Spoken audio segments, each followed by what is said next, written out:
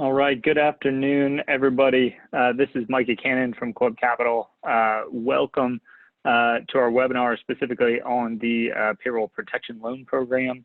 Most people that are on today were probably on our first webinar earlier this week, just 2 days ago, where we went over a couple of different things. One on the Families First Act in terms of emergency paid sick leave and emergency family medical leave of absence. And we covered a lot of items on the CARES Act as well. So some additions to an expansion of the SBA loans, as well as the Payroll Protection Loan Program, which really applies to really all of our clients at Club Capital, being an insurance agency owners around the country. And we've had a lot of additional people that have been able to join, other insurance agency owners. And really the Payroll Protection Loan Program is a huge opportunity for the small business community across the country, especially all of our clients.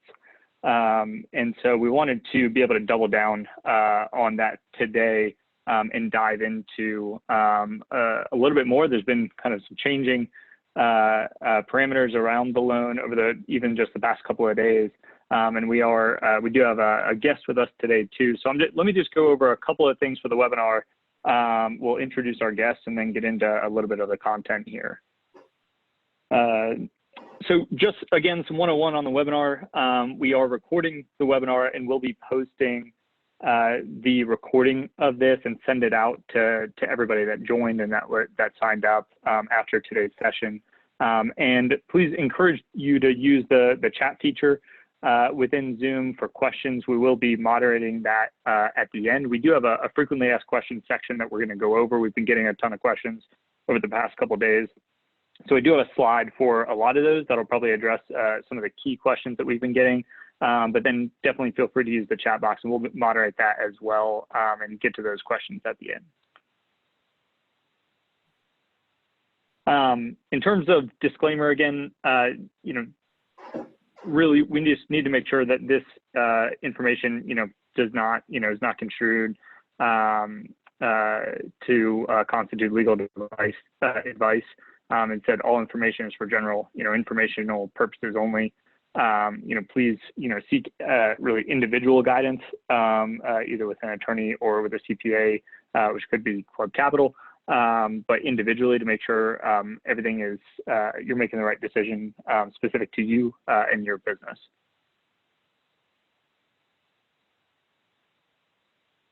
And I do want to do a quick introduction here. We have Brett Taxon on the line. He's the Executive Vice President of Blue Ridge Bank, and we'll talk a little bit more about the partnership between Club Capital and Blue Ridge Bank a little bit later on, as they're going to be able to help Club Capital be able to service clients in kind of expediting the loan process on our side so that we can work directly with the bank here. But Brett, thank you for being on the call today and being able to serve as a sounding board and give some expert advice on this straight from the source. So maybe just a quick intro on you and the bank.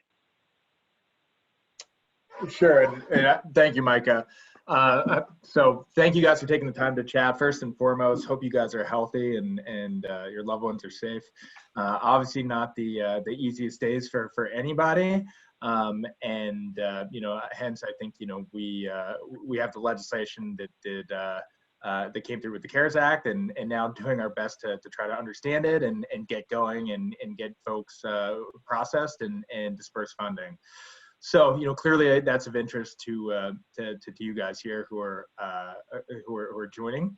A little bit about Blue Ridge Bank. So the bank has been around for a little bit, dates back to the 19th century, based in Central Virginia. So really a traditional community bank has grown quite a bit in recent years. Although, compared to the money center institutions, we're still quite small. We are an SBA licensed lender. The provision of the CARES Act, where I think most of the conversation will focus on today, is of course the PPP section. I imagine there are going to be a number of questions, and we have a little more than 20 minutes. So happy to give more detail in terms of Blue Ridge Bank, and for many of you, hopefully there are more conversations to be had. Of course, we are a national bank and always interested in new business, but first and foremost, I think whether it's with Blue Ridge Bank or another institution, really focused on getting capital out to small businesses like yours. So with that, I want to get into it. Fantastic. Thanks, Brett. So just quickly, agenda for today, we're going to give a quick recap for people that maybe weren't on, of just a refresher of what the legislation was behind the CARES Act. And then specifically for today's conversation, talk about the Paycheck Protection Program. Who can apply, who's eligible for this, how do we calculate the loans, what are the interest rates, can these be forgiven, and how, kind of what is that process, or what do at least we know about it so far. And then specifically talking with Brett, I think about some of the FAQs that really we have and that come through the chat today. So that's our main focus for today. So let's kind of get started. So CARES Act, Coronavirus Aid Relief and Economic Security Act. So this was what was just passed, probably everybody knows, just last Friday, or signed into law last Friday. John, if you'll just go to the next slide here. So two primary things when it comes to the small business relief part of the act. A ton in the act itself outside of that, but specifically for small business, is the expansion of the SBA's Economic Injury Disaster Loan Program, and then the introduction of the Paycheck Protection Program. So going over things that we did on Wednesday, and really looking at our client base specifically, while there may be individual cases that might where the expansion of the EIDL, SBA's EIDL program might be applicable to them. Really for the market to which Club Capital works, in the insurance agency market, for what we see, the Paycheck Protection Program is the most applicable. So this program sets aside $350 billion in government-backed loans, modeled after the SBA 7A loan, and offering forgivable loans up to $10 million for companies. This is actually, we'll dive into this, but into the specifics of each company's loan. And then again, small businesses, fewer than 500 employees. And as we see with Brett being on the line today, this is being offered in partnership with SBA licensed lenders, financial institutions, so outside of the SBA. So moving on to the next one, especially, so the Payroll Protection Program, applications begin being accepted April 3rd. So that's why we're having so many webinars and informational sessions on this week. So in terms of timeliness, these begin being accepted tomorrow, which is why we want to cover as much as possible today. So as just some quick recap here, how does the Paycheck Protection Program work? So these are, the program creates a type of emergency loan that can be forgiven when used to maintain payroll through June 30th, and expands the network beyond SBA so that other banks can actually issue these loans. And the purpose is to incentivize small business owners to not lay off workers and to rehire laid off workers that lost jobs due to COVID-19. So I think a lot of the questions here are, what is this really used for? How am I going to be able to use this for me? Will this apply to me? I think a lot of the questions that came through will be based kind of along what the initial purpose of this is to incentivize small businesses to not lay off workers.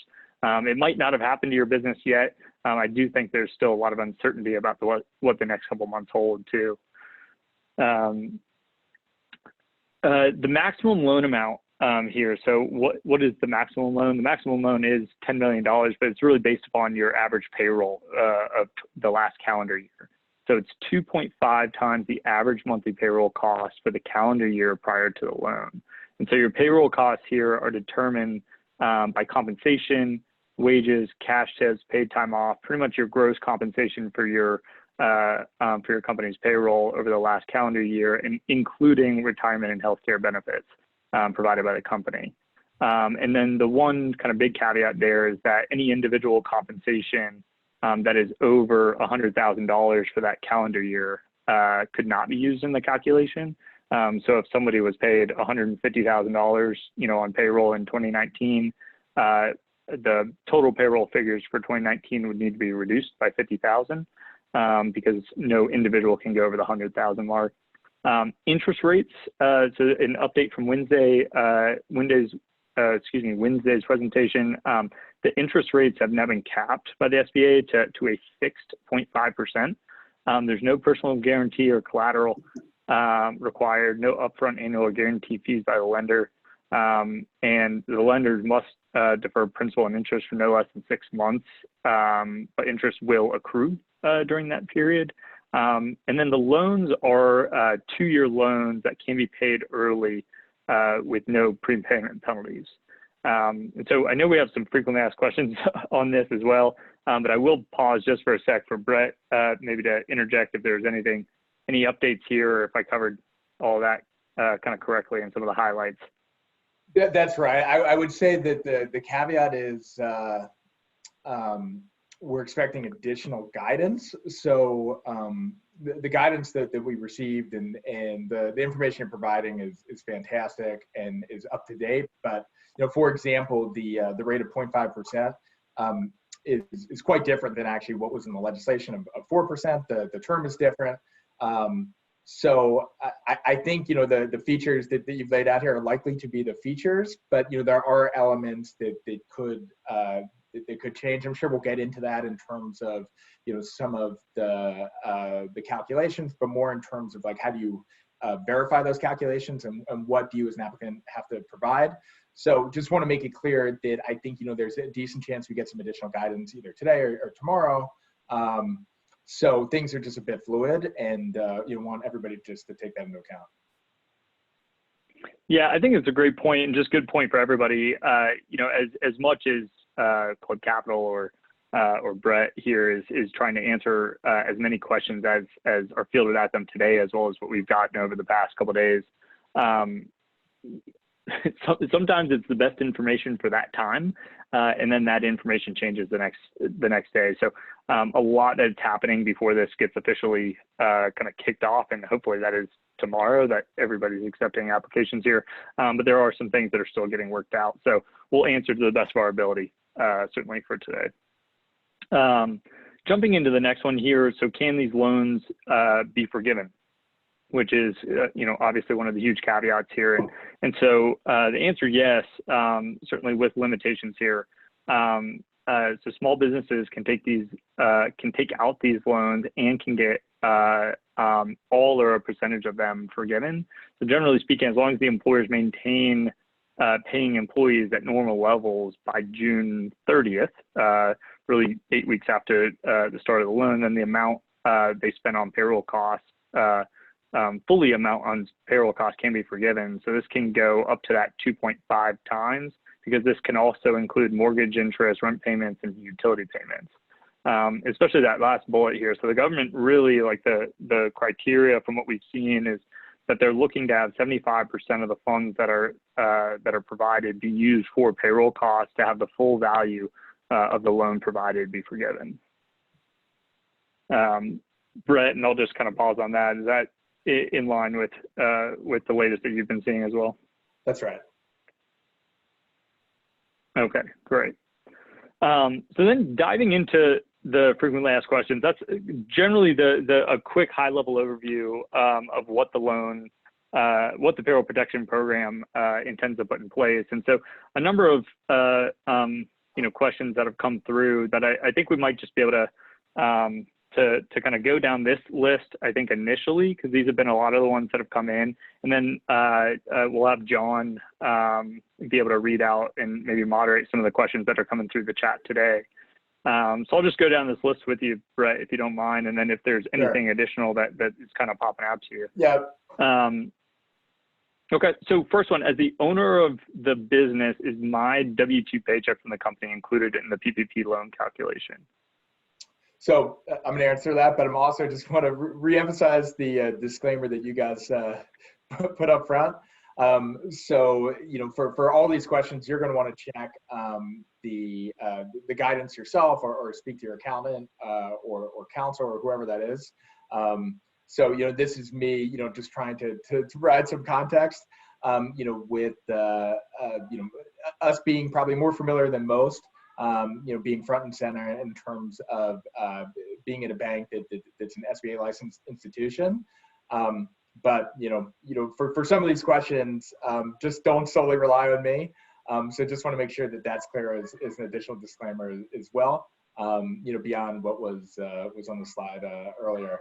So yes, it's pretty clear from the statute. Again, with the same caveat that things could shift, right, if there's additional guidance. But it's pretty clear that you would be eligible as the owner of the business to be included in the payroll calculation.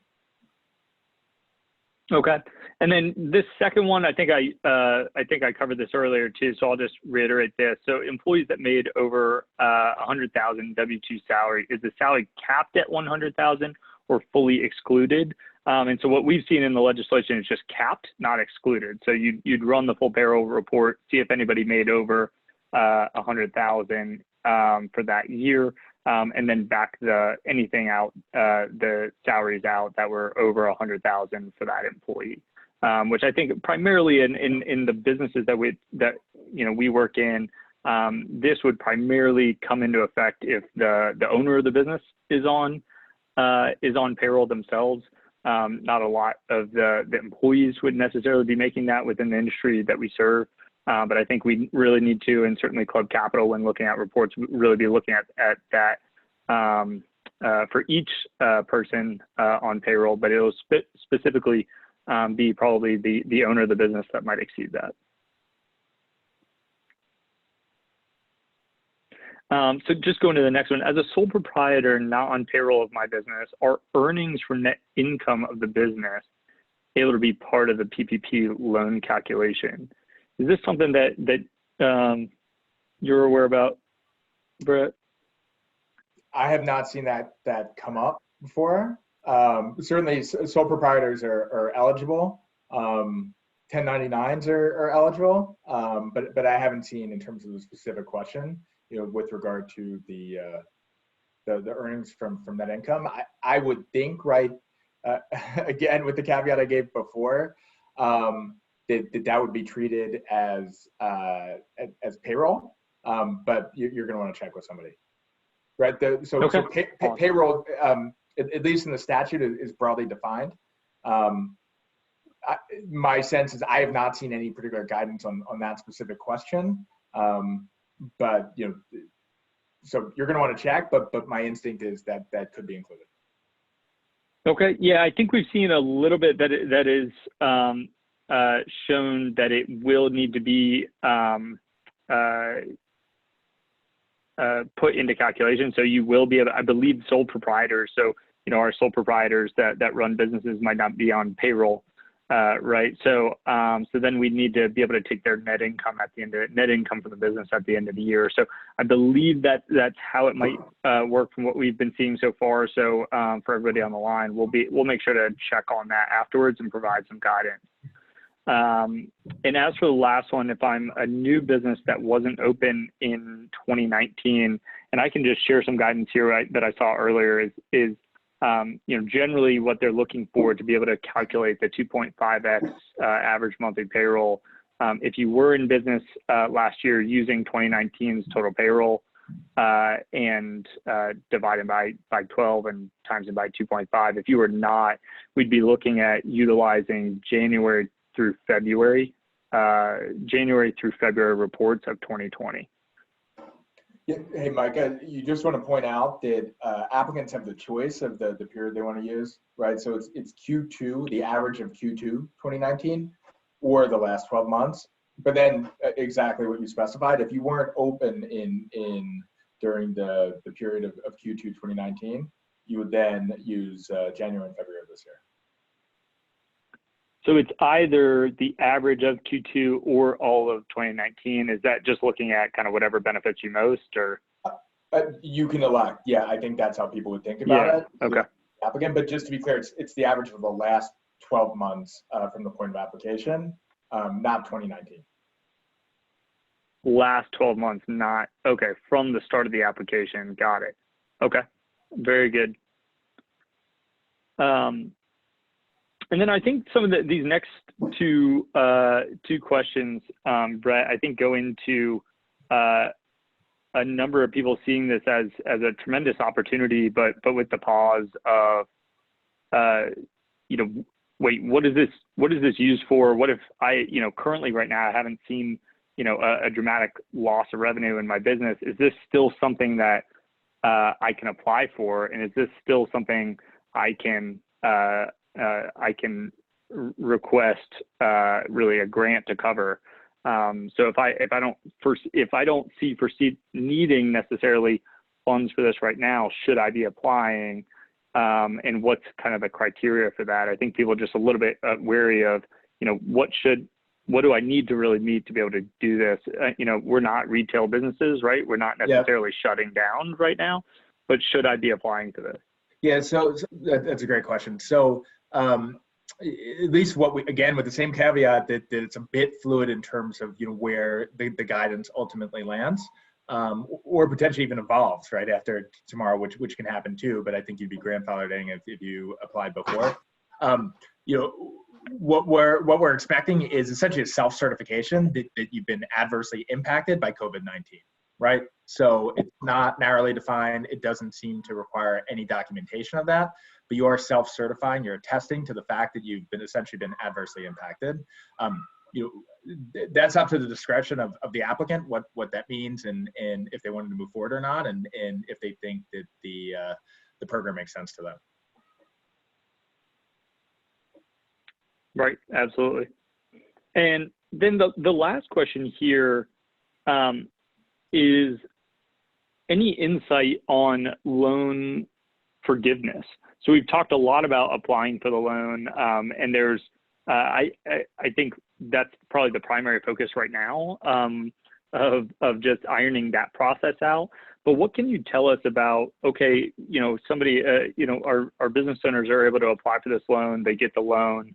What do we know anything about the process for applying and what criteria you have to be able to provide, or any supporting documentation? Again, it's a bit fluid. I think, we've taken the approach at the bank of probably being overly conservative and, basing expectations on the legacy SBA 7A loan processes and what's required for those. When the guidance came out on Tuesday afternoon and the first sample application form was released, it is really streamlined, right? It is largely self-certification, all right, although there is going to be some verification requirement. We have not gotten certainty in terms of what actually that's going to entail on us as an institution to check, right, the inputs that an applicant is providing, nor is it fully clear what it will be, 8 weeks after receiving the loans, which is when the calculation for loan forgiveness would occur. I think we have some sense of that, right? And we would think that you'd want to be prepared to be able to have documentation that shows your payroll, and then also to sub-segment, those employees who are making more than $100,000. And then on the loan forgiveness piece, there is some language in the statute and the guidance that covers that, right? So 75% of the loan forgiveness is based on payroll, and then there's 25% that additionally can include, for example, rent or the interest on your mortgage or other debt obligations. Utility payments are included in that as well. Got it. But I would be prepared to be able to have those documents and to be able to share those with your lender. I think, again, we'll get some clarity in terms of what exactly is going to be expected, but it doesn't seem as though it would be an overly burdensome lift to have that documentation at hand and to be able to provide it, at the point of 8 weeks following receipt of the funding. Right. Okay, so looking at 8 weeks is when the timeline would be to be able to have supporting documents for that and requests for the loan forgiveness. At least that's what we're looking at right now. That's what's in the statute, so we would expect that to be the case. Yep. Got it. Okay. So I know we've only got a couple minutes left. John, can you maybe try and highlight some of the main questions that are coming through for us today? Yeah, sure. We've got an agent that incorporated his agency on March 1st, 2020. Before that, he was a sole proprietor for a number of years. Do we know is that an issue in qualifying for the SBA loan? So the language says that an applicant would have had to be in business as of March 15th, so he would seem to be covered.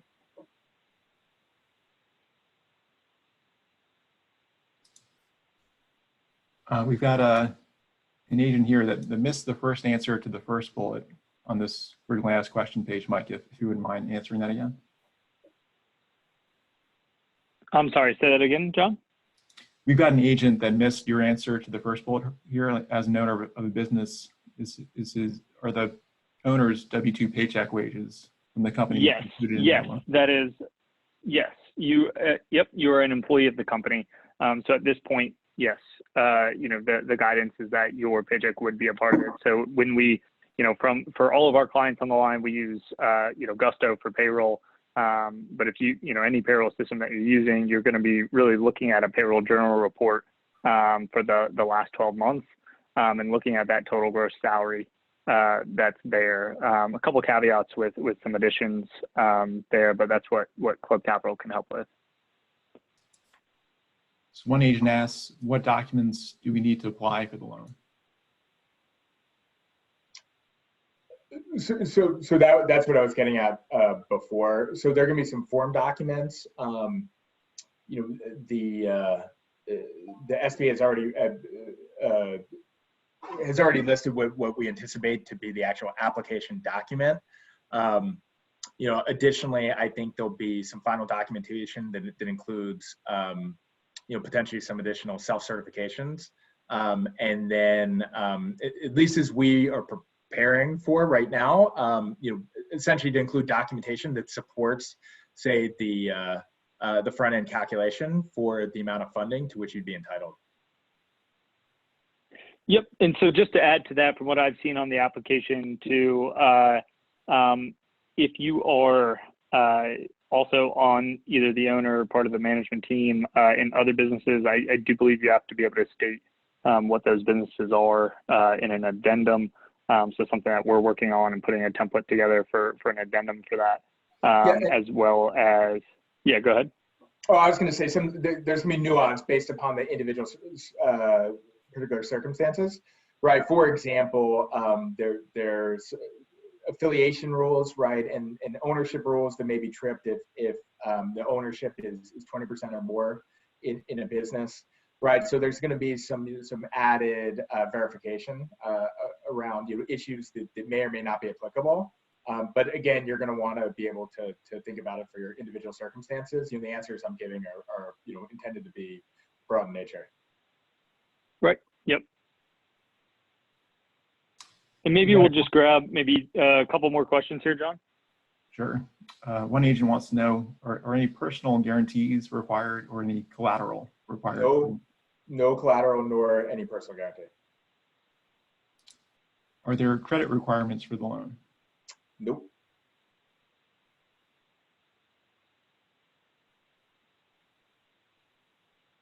What else you guys got? Come on.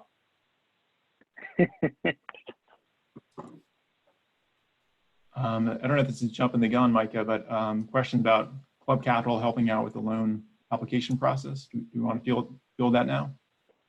Yeah, I mean, why don't you just pull up the next slide? I mean, what, or you want to talk about that? Hey guys, I gotta hop in 2 minutes. I don't know if there are any questions for me, additionally, or if there's anything else I can do to round out the conversation.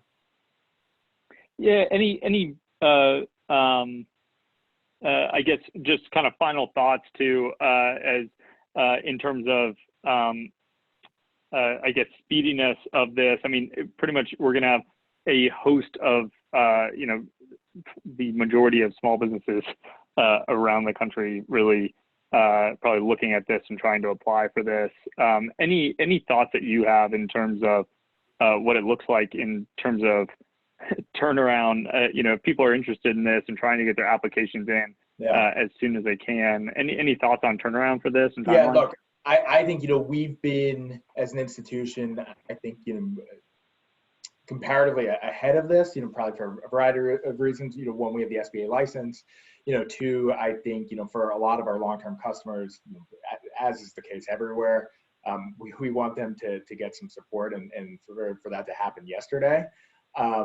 So, we have built our processes in place that intend to be able to move as quickly as possible. So our application link is already up, and I know that David and Mike, you have that, and of course, feel free to share that with others. The one thing is, like, we can control what we can control, and there are certain elements here that we cannot, right? So, we're awaiting what we think will be final guidance from the government. There's an element, because this is an SBA loan, we didn't really go into the guarantee, but historically, there's a robust secondary market for the guaranteed portions of SBA 7A lending. So we actually have to certify every loan that's made, and the government has to be able to track, where that guarantee is going. In this case, it's 100% guarantee throughout, which is why we don't have as stringent of underwriting requirements as is typical within the SBA lending program. So, for that process, we just want folks to keep in mind that that element is going through the government, right? That is that has to happen for every financial institution that's participating in this program. We've heard anecdotally there have been some issues with the disaster loan program, which you had mentioned at the outset in one of your first slides. Where that program is entirely run through the SBA. That they've had some issues with the site going down and with latency. We've heard anecdotally that, at least as regards for what's called ETRAN, which is the certification I was referring to, that's migrating to AWS, Amazon. So, hopefully that could alleviate some of these concerns. This is just a long way of saying that we're trying to move as quickly as we can. We know for a lot of businesses, time is of the essence. There isn't necessarily a ton of cash that's at hand. And, strategic and employment decisions are being made in real time. So we are going to do the best we can and try to make it as quick a process as is possible. But there are just certain elements that are beyond our control. Totally understandable. Well, Brett, I appreciate your time today. Thank you for joining us. I'll give some overviews of how we're going to be able to work together to help streamline this later in the presentation here for everybody, but I appreciate you being on. Well, thank you guys for having me again. Hopefully everybody is healthy and staying safe, and look forward to working with some of you. Thank you, everybody. All right, thanks, Brett. Yep, take care. All right, John, if you'll move to the next slide, just for everybody that's still here, really to answer the question of how we intend to be able to help with this. So first of all, you can work with any bank that is SBA approved and that is offering these. They will have the application there. It's generally a standard application process. The fees should be there are standard pretty much no fees for anybody across the country for this to any applicant. So how can Club Capital help? What we want to be able to do for first and foremost for all of our clients, and then for anybody else that needs some help here, is to help streamline the process. So what we've done is partner with Blue Ridge Bank to streamline the process for as many agents as we can. So we're going to help fill out the loan application for all of our clients. This will be, incredibly easy on our side because we have probably 98% of the information that we need for that. Provide the supporting documentation. That's everything that we need. Answer any questions that you have about this, and then we can submit the application directly to Blue Ridge Bank on your behalf. So some process there that we'll be putting together and working with you. But this is fully complimentary from Club Capital. So in terms of how we can help, this is what we intend to be able to do for everybody. If there are people that are not our clients that need some help, we are certainly willing to help. There's going to be some more information that we need from you on that side because we don't have your payroll reports or things like that. But any of our clients that do want to go to their own bank and get this done, you're more than welcome. I think the biggest thing right now is that all banks across the country are going to be incredibly overloaded with the amount of work that's coming their way, with the amount of small businesses that are looking to get some financial assistance through these times. So that is our kind of promise to you. And then John, we'll just kind of end on some next steps here. So just after this presentation, we will send an online sign-up form that allows you to sign up to have Club Capital perform these services for you. So if you want us to help you, you'll just need to sign up so that we have you on our list. If you have any questions, support@club.capital is always there for you. But we just need to pretty much get a list of who wants us to be able to help them.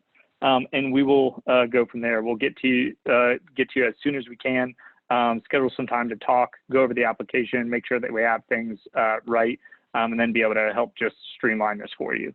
Okay, so in terms of documents that you need, for most of our clients, we have really most of what we need. The only thing that we would say here is that if Gusto is not managing your benefits for 2019, or just in general, if they have not been, we need to know the full amounts of employer-sponsored health and retirement benefits. So we just want to make sure that we can put that into the calculation, if you want to apply. And then there'll be kind of a longer list for anybody that is not a current client of ours that we don't have information for. And so we'll reach out specifically with some additional requests there for certain types of reports. We are past time today. I will try and get to as many of the questions as possible. We're going to sift through the questions afterwards and get some responses to those in the frequently asked questions page. We did send out the landing page with the webinar the other day that has frequently asked questions on it. We're going to keep updating that as well. And you should be able to directly on our website on club.capital. There is a banner at the top for our COVID-19 Resource Center that has access to that webinar page from the other day. So that's where you can try and go to find out more information. And then we'll be putting the sign-up form there as well. But we'll send the sign-up form out via email too. I want to thank everybody for tuning in again today to learn a little bit more. I know there are a ton of questions. I'm glad we were able to get to as many of them as we could today. I know there are a lot more.